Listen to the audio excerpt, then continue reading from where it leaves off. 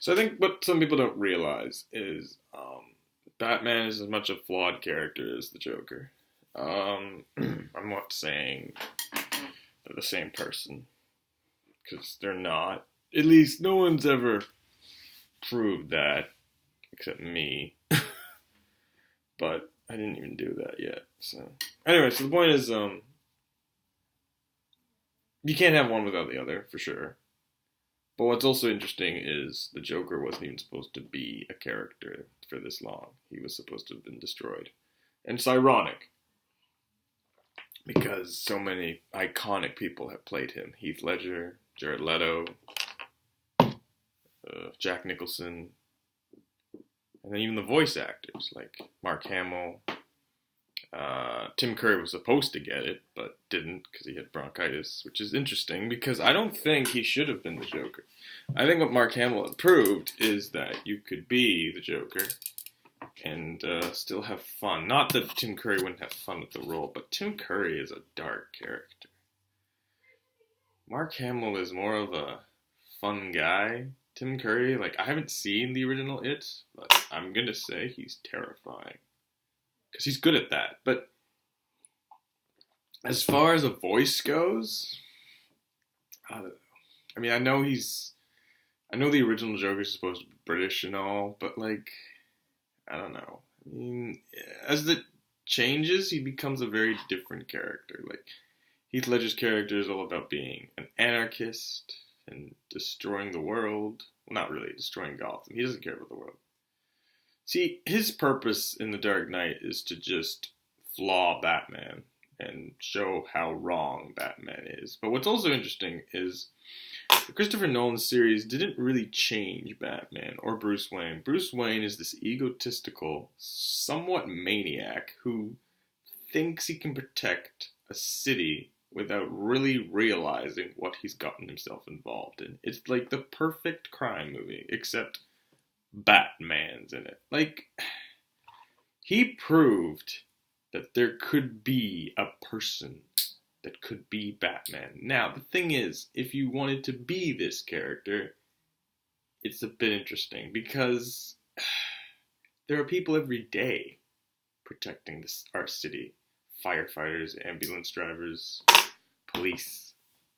Now, you don't have to agree with that, but that's not the point. The point is that you support those heroes. Because those are the real heroes. I mean, I know firefighters say they're not heroes, they're just doing their job, but they are heroes. They go into fucking burning buildings. I don't do that for a living. Cops risk their lives every day. They don't know what's going to happen. Someone could pull out a gun out of their fucking sweatshirt. Like, it's not as bad as the States, but that's why Gotham was created. Because, like, there are dark areas of the city. Sorry. Dark areas of America. Now, we have dark areas too, but like, we're not really... Canada is a more protected city. Wow. Canada is a more protected country than America. And as far as I'm seeing, we're not really getting a lot of hurricanes. Not that I'm saying that's good. I'm just saying that...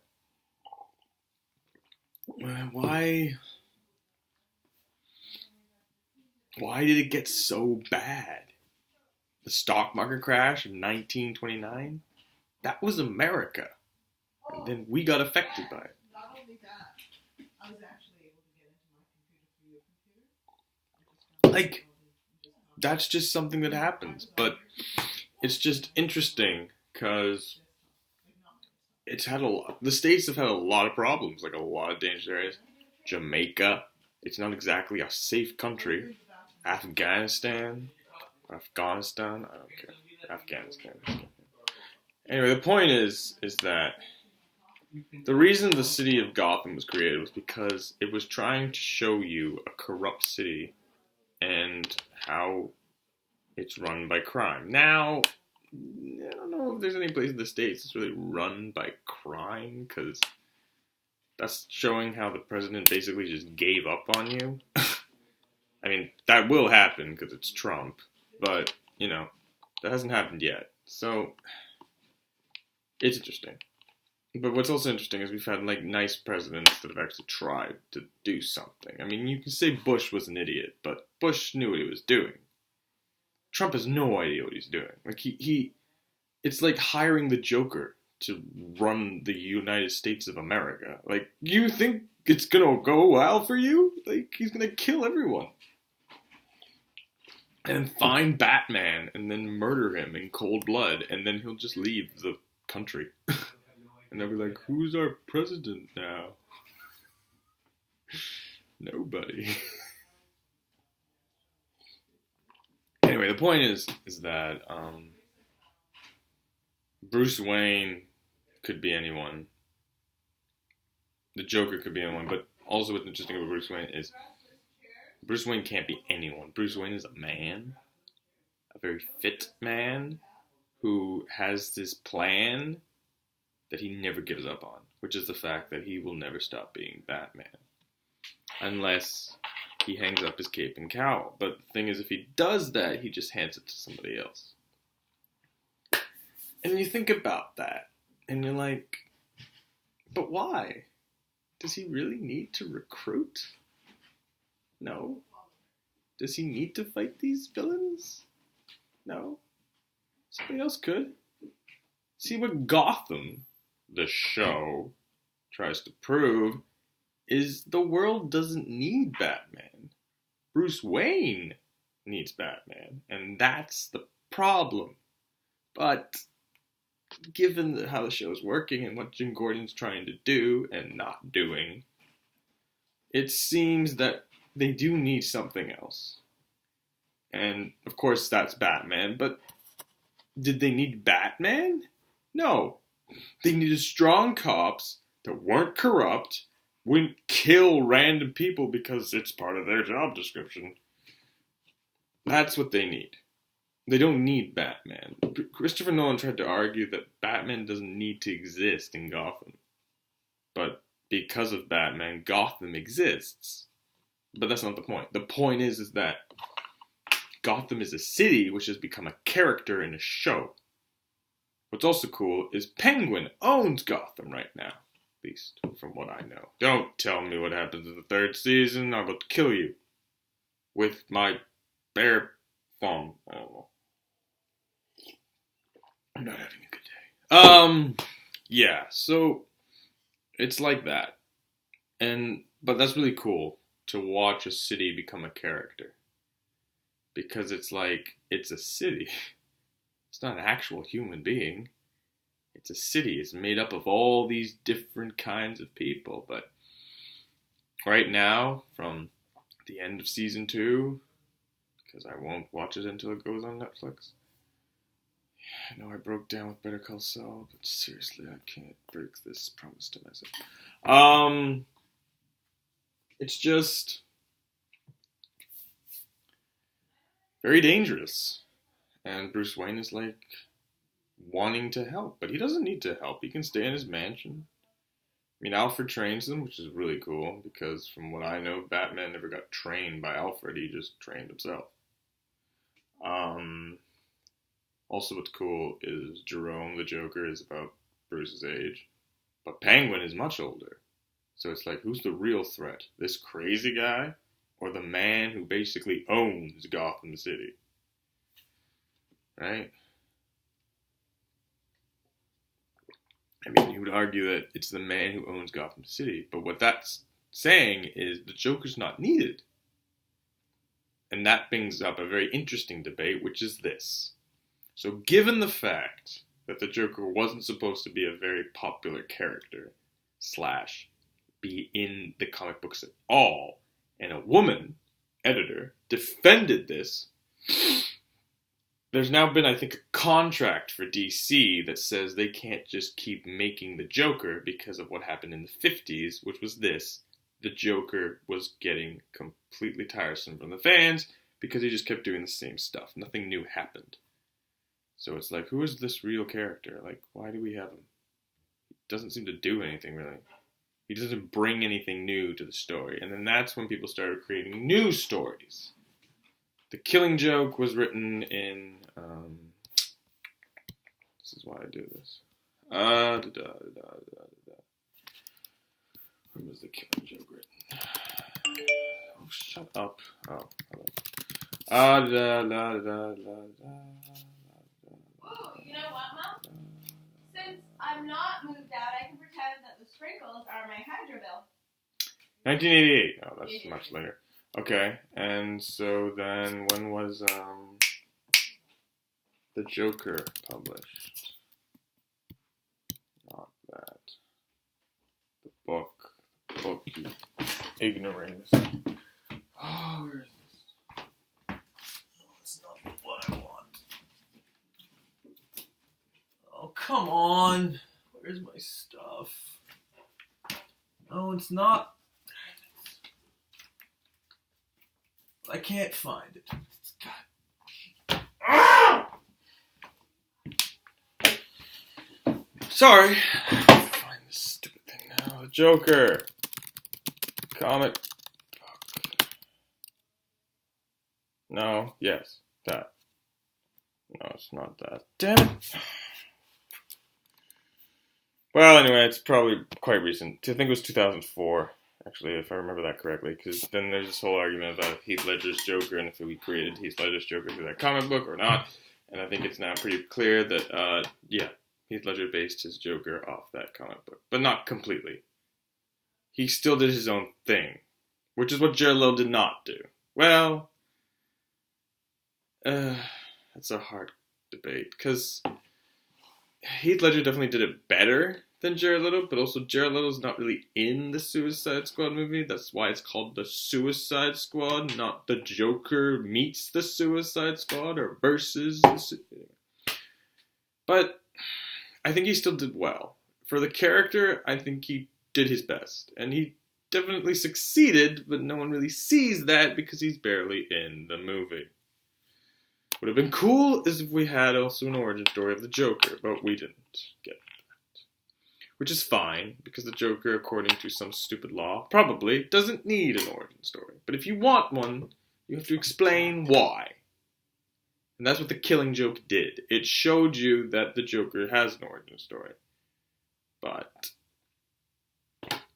it's not something that has to matter. Apparently there are 3 Jokers in the Batman universe, which I think is complete bullshit, by the way. There can only be one. I mean, if the Joker met the other 2 Jokers, he'd kill them. At least the original Joker would. The other Jokers, I don't know what they would do, because that's the whole idea. We're just creating criminals. We create clowns, penguins, Riddlers. It doesn't matter. The point is that you can't just keep repeating the same stuff over and over again unless you have a new idea. And that's who the Joker's always been. He's always changed his whole scope, you know. He's been harder or funnier, like crazier. Like Jack Nicholson just played himself with makeup. But it worked. Because Jack Nicholson's good at everything he does. And Heath Ledger basically changed his entire MO. Like, as a human being, he changed his entire... Like, he didn't believe in half the stuff he was doing. Well, probably nothing.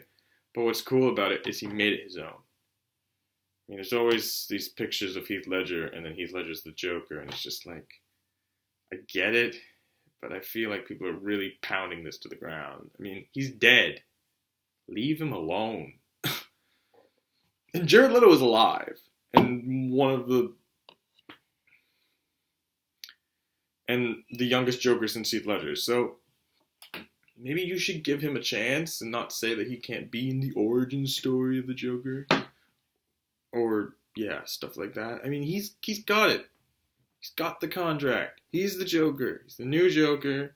Leave it alone. Okay? Right? I don't care what you think of him. That's not the point. The point is that you can't just steal the role from him to give to somebody else. Kevin Spacey is never going to be the Joker, by the way. And any of the other idiots that told me the stupid thing.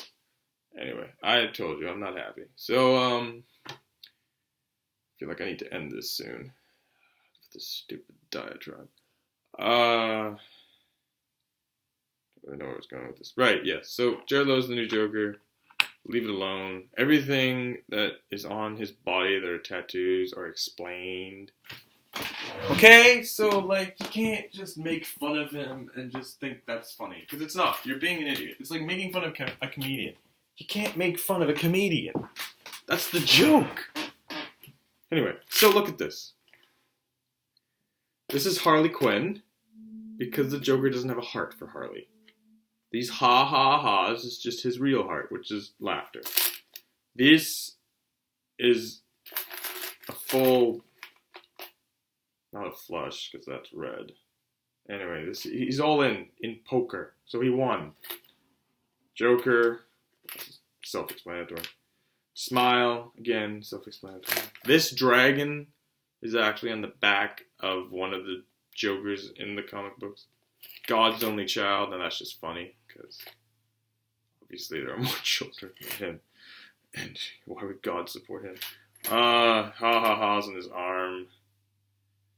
I think it's just because when he punched people, he could laugh with this hand, which has a mouth. And the reason he has a mouth, of course, it's not the right way, but whatever. Because I can do this rather than this. Anyway, is because his teeth apparently got knocked out by Batman, which never actually happens in any of the comic books from what I hear. So when Jared Lewis said that it happens in Death in the Family, he's wrong. Maybe he didn't read A Death in the Family. I didn't really read it either. I just skimmed through it to find the scene that apparently exists and doesn't. This is just a Harley Quinn, basically, but a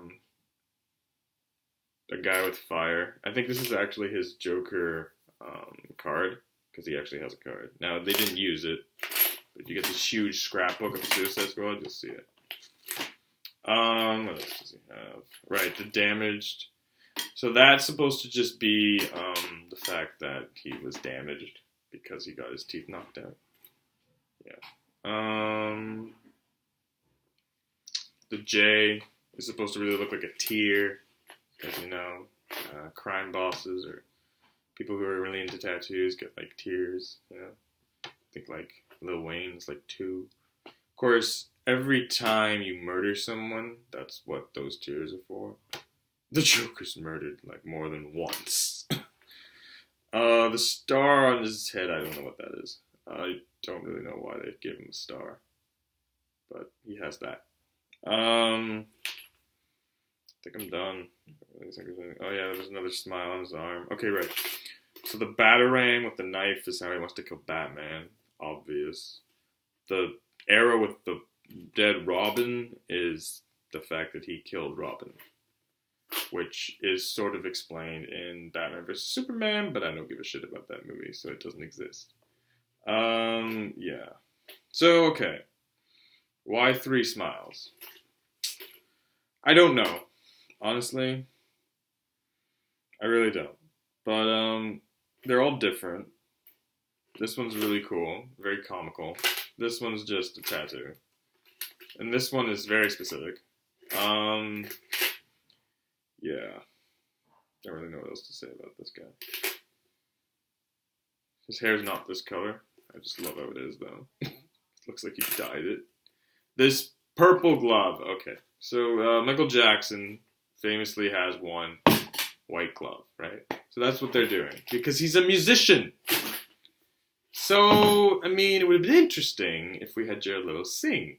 Because he sings. He is the lead singer of 30 Seconds to Mars, which, by the way, is not an actual fact.